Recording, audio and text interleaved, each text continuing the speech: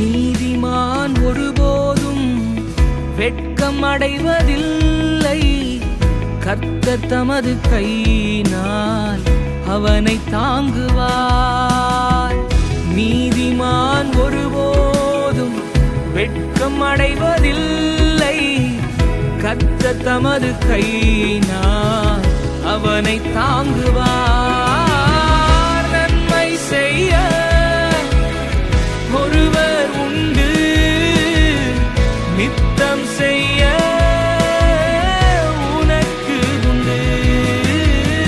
நன்மை செய்ய ஒருவர் உண்டு, நித்தம் செய்ய